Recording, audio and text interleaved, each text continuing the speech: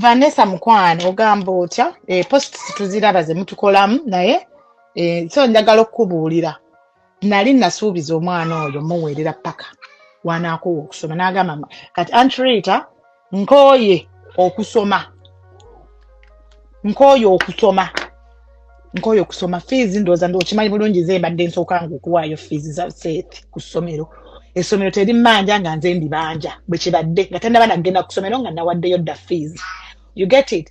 On top of that, you even call me. Nongamba Rita kino kibulawe waka kino tewaliwo wano tetulina naki. Oba omwana nenkubuza tata omwana aliriddawa. Omwana wangamba accepting ngera nga keeping in medical attention, medical care. Kati mukwano kansooke ntekole muka break mu continuing ne content mu continuing ne love mu continuing nokozesa Seth kola promoting ennyimba za mama nga talina kyakuwa ate on top of that mwali badde za tata nga talina kyakuwa ng'okimanyi bulungi talina kyakuwa ekyo tewakoma n'omulagirira omwana gy'asomera n'atandika okwekubyayo ebifaananyi ku keeki ze tuguze azifu ne photoshoot gwe twekoledde nga gwakozesa okukozesa kufuna comments. Kati darling baby girl sigala mu bitiibwa ebirungi sigala ne Bruno ke mukole content nga mukozesa omwana ng'okimanyi bulungi talina kyamuwa ng'ate bw'amala omukozesa content n'afuna comments biki n'omala n'ojja n'onkaabirira nti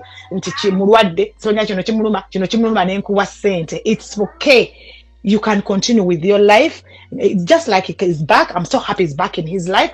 Ate tekiwaliwo kinyiiziza naye okukola post ogamba muno sonya abasala omugamba n'abantu abeeteeka mu bintu ebitabakwatako. Yes, we are so sorry. We will never in life ever support these online celebrity wahala dramas. Abajanga batukaabirira. Tutaddeko break, darling. It was nice knowing you. Do not contact me. Don't. Please don't. Stay with your baby daddy. Enjoy your life. Enjoy your content. Enjoy using your child as a content go chimanye bulungi talina kyebamuwa. Thank you darling. Mabata sponsor no sirika notakola na press release nonsense. Tweboko mbuya mugamba nyimba olimba lwakugira omwana lugenda kuleeta revenue nasoka namugamba ddemu akole challenges zilizo nazo neza all songs ze nazikola nfacha okubeera bafokasinga ku mwana ye ali ku front page okitegeera not clearing her image here. One thing she doesn't really know that Muntinda alim clearing her image.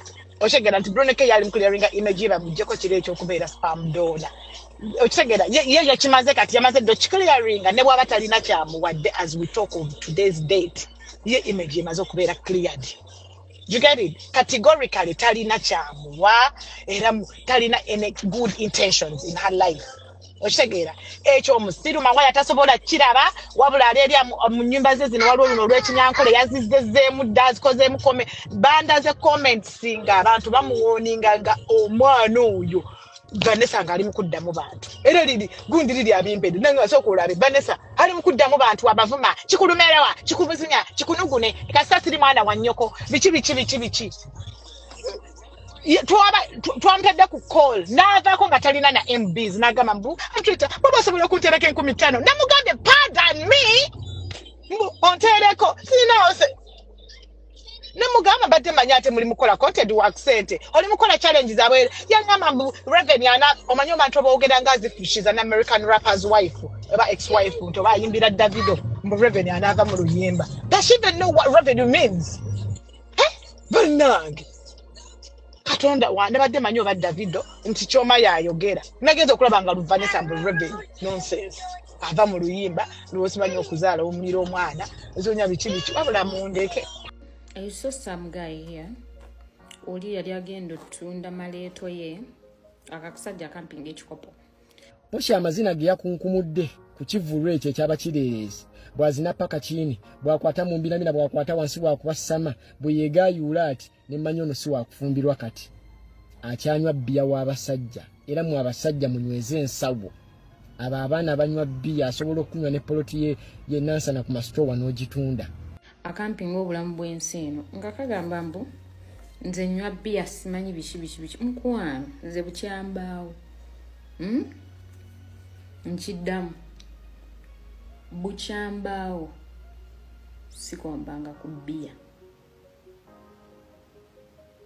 oba nkyogere ntya bukyambaawo sirina kikubwa kinali nkombyeko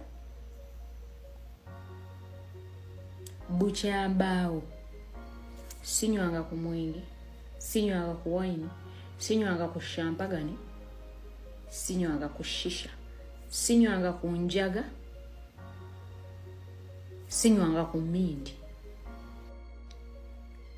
bukyambaawo sikombanga ku bia oba nkyogere ntya bukyambaawo sirina kikubwa kinali nkombyeko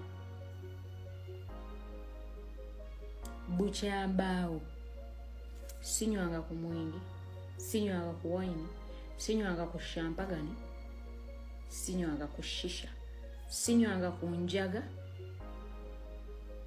sinywanga ku mindi nali neewuunya abawala abalungi lwaki tebafumbirwa embaga zonna zetulaba biba biwala bibibi bibambi biro profile biina empisa ebiwala ebicaafu nga wolaba kisaafiina okitegedde kirina bba waakyo mwami Muhammad oba ye Isirayiri nsimanyi erinnya lye okitegedde ebikazi bwebityo bifumba naye bano abaana boolaba bano kati muwala wange ono posha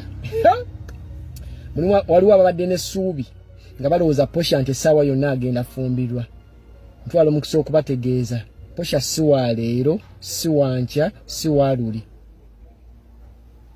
ekivubuka kyagenze nekitegeka pate ekivubuka mutegeka pate wabaddeyo bano abaana bamanyi bano bakireeresi bamwe bano aba TikTok nze bayita bakireeresi ne bawanika enkwa